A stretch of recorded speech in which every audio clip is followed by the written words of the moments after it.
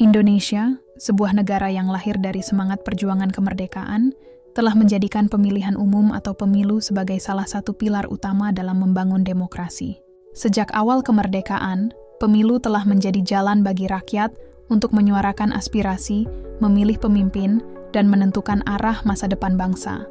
Namun, seperti halnya perjalanan demokrasi di negara lain, pemilu di Indonesia juga diwarnai dengan berbagai dinamika, mulai dari kebanggaan atas partisipasi rakyat, hingga berbagai kasus kecurangan yang mencoreng prinsip keadilan. Sejarah pemilu di Indonesia dimulai pada tahun 1955. Pemilu pertama ini merupakan momen penting, di mana rakyat Indonesia untuk pertama kalinya memilih wakil-wakilnya di parlemen dan konstituante. Sebanyak 172 partai politik dan kelompok independen berpartisipasi, menunjukkan antusiasme besar masyarakat dalam menyongsong demokrasi.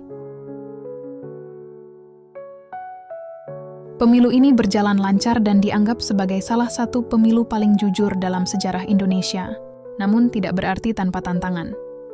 Kecurangan kecil seperti manipulasi suara di beberapa daerah sudah mulai terlihat, meskipun dampaknya tidak signifikan. Hasil pemilu ini menunjukkan dominasi 4 partai besar, PNI, Masyumi, NU, dan PKI.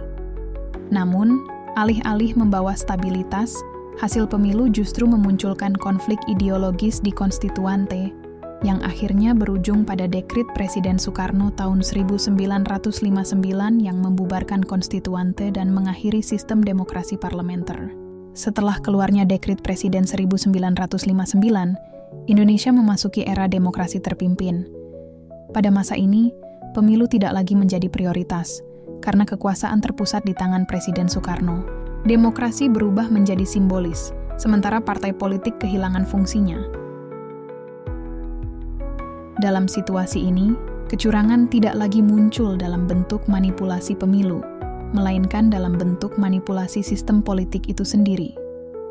Rakyat kehilangan hak untuk memilih, dan suara mereka direduksi menjadi sekadar dukungan terhadap kebijakan presiden. Tahun 1971 menjadi awal pemilu di era Orde Baru. Presiden Soeharto, yang baru saja mengukuhkan kekuasaannya, memanfaatkan pemilu sebagai alat legitimasi. Namun, sistem pemilu di era ini jauh dari kata adil.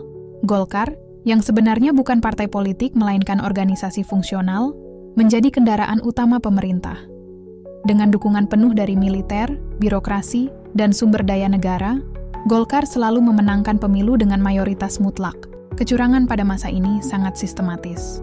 Pemilih dipaksa memilih Golkar melalui intimidasi dan tekanan. Surat suara kerap kali dimanipulasi, sementara independensi KPU diragukan karena lembaga ini sepenuhnya berada di bawah kendali pemerintah. Salah satu praktik curang yang terkenal adalah nokenisasi, di mana suara di beberapa daerah terpencil dimanipulasi secara kolektif oleh aparat pemerintah setempat. Kejatuhan Orde Baru pada tahun 1998 membawa harapan baru bagi demokrasi di Indonesia. Pemilu 1999 menjadi pemilu pertama di era reformasi, di mana rakyat kembali mendapatkan haknya untuk memilih secara bebas. Jumlah partai politik yang ikut serta melonjak drastis menjadi 48 partai, mencerminkan euforia demokrasi. Namun, euforia ini juga diwarnai oleh tantangan besar, termasuk potensi kecurangan. Dalam pemilu 1999, meskipun sistem pemilu lebih terbuka, praktik politik uang mulai marak. Kandidat dan partai politik berlomba-lomba memberikan amplop kepada pemilih, mencederai semangat demokrasi yang seharusnya murni. Tahun 2004 menjadi tonggak penting dengan diadakannya pemilu presiden secara langsung untuk pertama kalinya. Sistem ini memberikan rakyat kekuatan lebih besar untuk menentukan pemimpin nasional. Namun dengan sistem baru ini, muncul pula tantangan baru, termasuk manipulasi teknologi. Kasus manipulasi daftar pemilih tetap, DPT, menjadi salah satu modus kecurangan yang mencuat. Data pemilih seringkali dimanipulasi untuk menguntungkan kandidat tertentu. Selain itu, praktik politik uang semakin sistematis, melibatkan jaringan yang lebih luas dan sulit dilacak. Pemilu 2019, sebagai salah satu pemilu terbesar di dunia, juga diwarnai dengan berbagai tudingan kecurangan. Salah satu kasus yang mencuat adalah dugaan manipulasi sistem informasi penghitungan suara, Situng, KPU, meskipun hal ini dibantah oleh pihak berwenang. Di era digital, pemilu semakin kompleks. Media sosial menjadi medan baru bagi kampanye, sekaligus sarana untuk menyebarkan disinformasi dan hoaks. Pemilu 2024, misalnya, menunjukkan bagaimana teknologi dapat digunakan untuk mempengaruhi persepsi publik. Kampanye hitam, penyebaran hoaks, dan akun bot semakin memperumit situasi, membuat pemilu tidak hanya tentang suara rakyat, tetapi juga tentang perang informasi. Namun, di tengah tantangan ini, teknologi juga memberikan harapan.